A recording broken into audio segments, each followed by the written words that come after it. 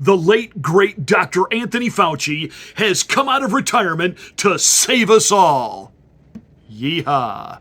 Let's get ready to rumble! You can't handle the truth.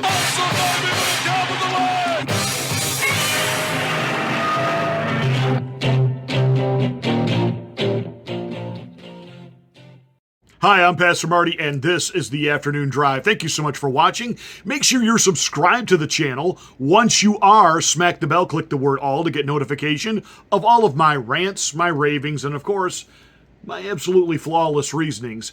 Hey, and then please like and share this video. That's how we get the word out that we're here, because we certainly know YouTube's not going to promote us. So thank you for watching. Thank you for your support. Thank you for getting the word out. Let's jump in. With the impending rise of COVID cases once again, when we're seeing hospitals not filling up, when we're seeing people going on with their lives, when we're seeing the fact that Cochrane is coming. Oh, did I just let that part slip out loud? Because, you know, you got Joe Biden wandering around the White House now, remasked. You've got Whoopi Goldberg, who can't get back to The View because she's got Rovid, and she's making videos from her bedroom because her family has her quarantined and she's sitting in there alone with a mask on. If you haven't figured out that those hags on The View are nothing but propaganda, and those women are so collectively stupid that if I were a woman, especially if I were a feminist, I would be outraged that The View, which is nothing more than some executive's wet dream fantasy on TV of just listening to 4 or 5 hags babble back and forth, and you know that the executives at ABC, the boys club, is sitting there having drinks while The View is on, just laughing like, yeah, this is what we're telling America women are and women think like. Our jobs are safe forever. If I was a feminist, I'd be outraged that these absolutely 5 intellectual midgets are there to supposedly represent thinking women. Because Joy Not a Babeheart came on right after Whoopi gave her masked interview and said, you know, we're getting people wanting to know, well, why is Whoopi sick again? She had the vax. Well, she's alive, and that's what it keeps you alive. Really? Because see, when I got, my vaccine for polio, I never worried about getting in line next to someone and wondering, ooh, what if they got polio? It could rub off on me. Even though I've got the polio vax and I won't die from it, I could get the polio from this person over here. That is, see, again, we have allowed Big Pharma and we've allowed literal charlatans like Anthony Fauci lie, change definitions, make things up completely out of thin air about surveys and studies which do not exist, quote, nameless expert scientists that you never tell us who they are so they can be interviewed and examined. And we've just allowed them to redefine everything. And what it all comes down to for simpletons like Joy Not a Babeheart is Anthony Fauci means anti-Trump, and this is all driven by Trump derangement syndrome. Period. Trump said, don't wear the face diaper, don't wear the hat, and right away, people that are suffering from Trump derangement syndrome went all in with Anthony Fauci because, again, they're not critical thinkers, they're not curious, they don't ask, they don't talk about how the lockdowns not only crushed our economy, it pretty much wiped out almost half of African-American owned small businesses in this country. It destroyed education. Kids are now at least 2 years behind, and none of that means anything. It just means that Anthony Fauci was our savior, when in reality, that maniacal little was in it up to his eyeballs, where it came from. He knew what it was about. He lied about that. He misrepresented facts, and he just sold us a bill of goods on, if they wear the mask, you'll be afraid. And if you're afraid, You'll need a savior. See, again, I told you before, he was the nerd who ran the classroom movie projector when he was in school. And all of a sudden, Rovid made him a rock star. Governors listened to him. The media listened to him. And now he's back, and he's telling you, it's time. Brett Stevens in The Times talked about Cochrane. Put that on the screen. The most rigorous and comprehensive analysis of scientific studies conducted on the efficacy of masks for reducing the spread of respiratory illness, including COVID-19, was published last month. Its conclusions, said Tom Jefferson, the Oxford epidemiologist who is the lead author, were unambiguous. There is just no evidence that masks, make any difference, he told the journalist Mayan Demasi, full stop. But wait, hold on. What about the N95 masks as opposed to the lower quality surgical or cloth masks? Makes no difference. None of it, he said. Well, what about the studies that initially persuaded policymakers to impose mask mandates? They were convinced by non-randomized studies, flawed observational studies. How do we get beyond that finding of that particular review?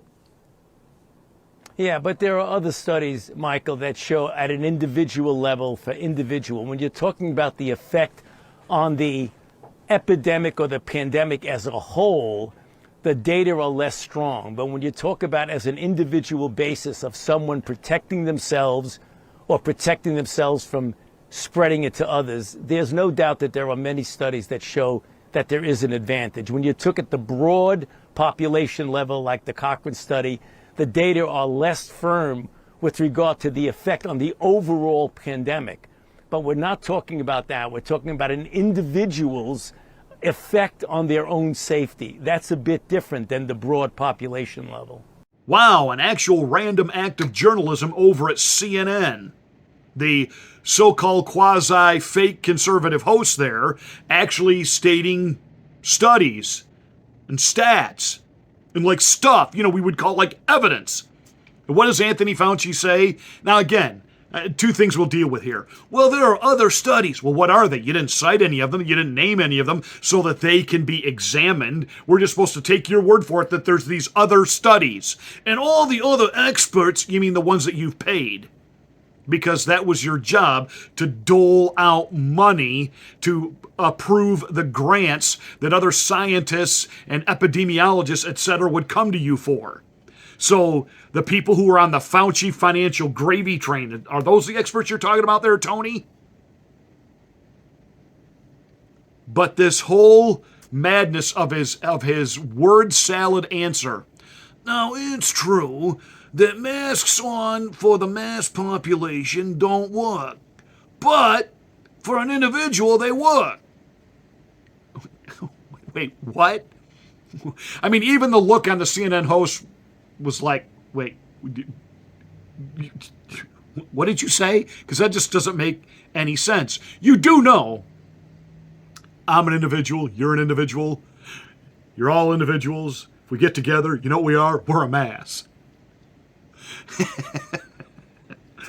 So the masks don't work on the mass population, but they work for the individual. But I guess if two individuals get together, you're a mass and it doesn't work. Is that what you're saying, Tony? Aha! We now have the scientific evidence, courtesy of Dr. Anthony Fauci, that there is a real reason that Whoopi Goldberg, who's alone in her bedroom and on TV via Zoom or whatever it was, should wear a mask, and why those sad, pathetic people that drive around in their cars alone wearing the mask, which to me always made about as much sense as going to bed alone and wearing a condom.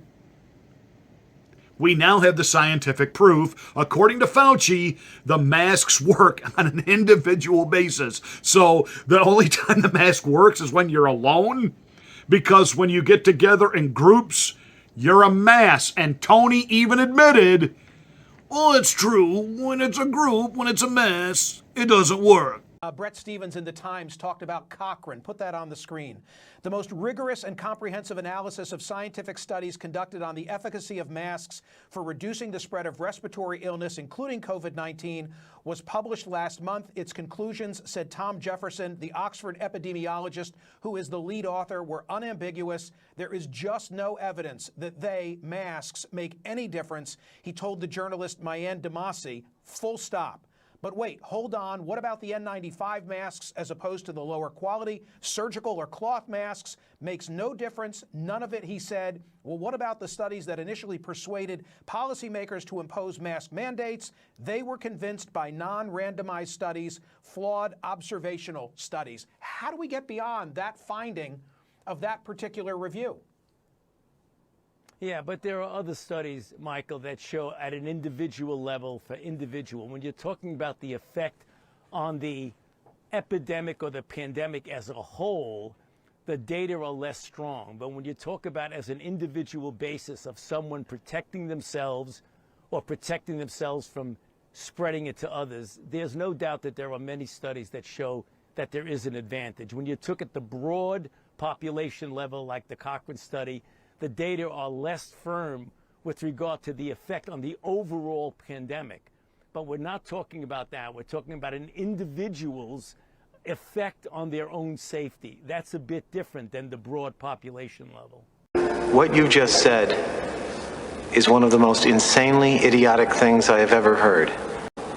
Everyone in this room is now dumber for having listened to it. And may God have mercy on your soul.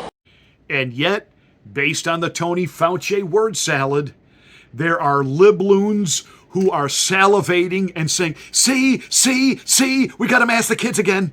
We got to mask the kids on college campuses and in the elementary schools, which they're doing in Maryland right now. And all kids over the third grade got to be in N95s. And all the studies are going to get ignored again about, you know what was really prolonging the sickness and making people not get over stuff? Rebreathing their own recirculated, germ-infested air.